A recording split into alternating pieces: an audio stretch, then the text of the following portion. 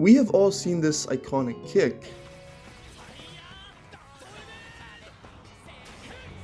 but is it possible to replicate? The answer may be a bit shocking. Let's break this down. He jumps into the air and does a roundhouse kick that is so fast and powerful, it literally ignites the air around his foot and turns the ball into a flaming meteor. So let's calculate the speed of his spin first. At high speeds, it isn't friction with the air that produces most of the heat. It's compression. Like a ship moving through water, you push a wave of air in front of you. The air molecules can't get out of the way in time, and they bunch up, banging into each other and getting hotter.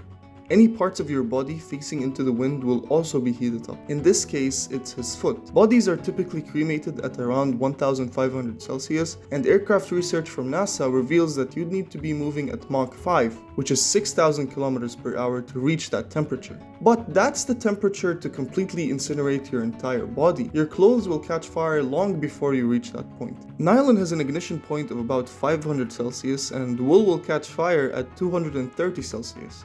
In the show, we see his clothes perfectly intact and the only thing ablaze being his shoes. Football shoes are made out of silicone, nylon and rubber, all of which would be ignited and ablazed at 450 Celsius. Most footballs are made out of synthetic leather, which melts at 305 Celsius. So we can conclude that the temperature reached from that spin is around 450 Celsius. And if we do some quick ratio maths, that equates to 1800 kilometers per hour, which is more than the speed of sound, that is 1234 kilometers per hour. So let's do a quick recap. He kicks the ball into the air and then jumps and spins at 1800 kilometers per hour to kick the ball. Now let's calculate the force being inflicted on the ball, assuming this ball is indestructible. The character in question is called Gunji Shuya. According to the wiki, he is 166 centimeters and weighs around 56 kilograms. We already established the speed of his spin kick, and from what we can see, the transfer of forces is almost instant. It goes from 0 to 100 as soon as he touches the ball. So let's assume that the ball has the same acceleration value as the speed of his spin. Force is equal to mass times acceleration.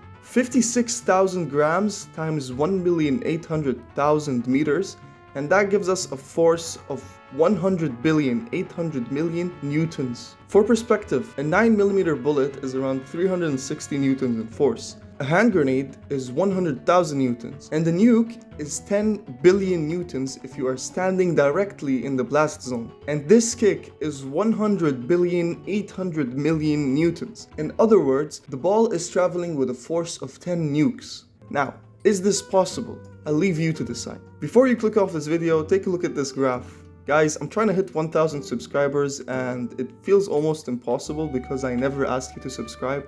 So I'm gonna do it in this video. Please subscribe. I'm homeless with 5 kids and I need to feed my family. My wife left me and my mom.